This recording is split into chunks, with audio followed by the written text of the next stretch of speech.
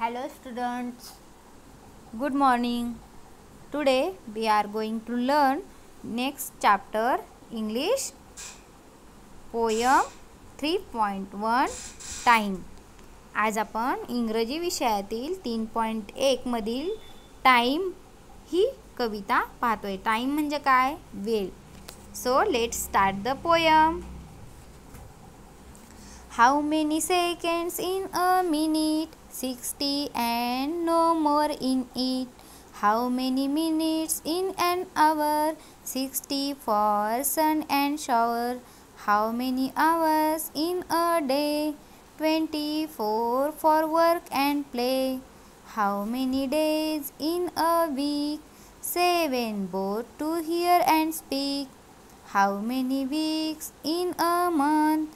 4 as the swift moon runs. How many months in a year? 12 the almanac makes clear. How many years in an age?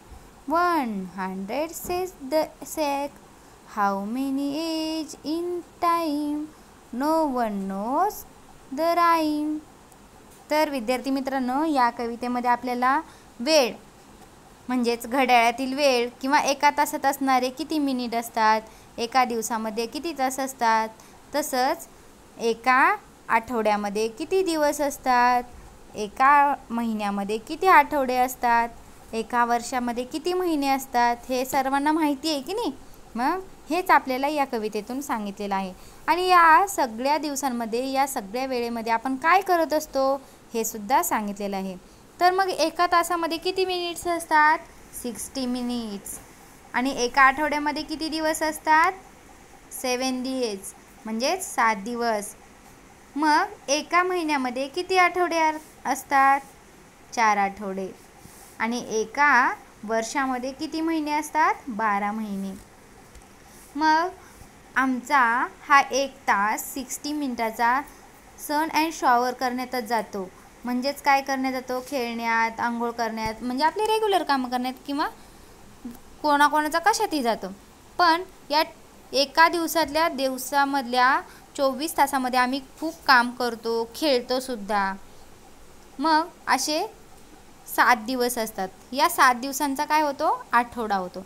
या आठवड्यामध्ये आम्ही फक्त ऐकण्यात आणि बोलण्यातच घालवतोय, असं हे तुमच्याच वयाची छोटी छोटी मुलं म्हणतात. How many weeks in 1 month? आता एका महिन्यामध्ये किती आठवडे असतात? तर 4. तर मग हे 4 आठवडे आम्ही चंद्राचा आकार, चंद्राच्या कला पाहण्यातच घालवतो. How many months in 1 year?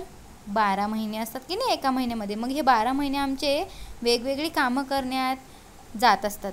मग अशा प्रकारे आम्ही काय करतोय? हा आमचा अख्खं वर्ष संपवतोय. आम्ही कॅलेंडर पाहत पाहत कसं वर्ष संपलं हे आम्हाला सुद्धा कळत नाही.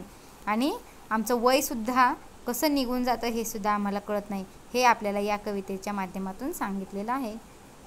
सर्वांनी कविता पाठ करा. थँक्यू.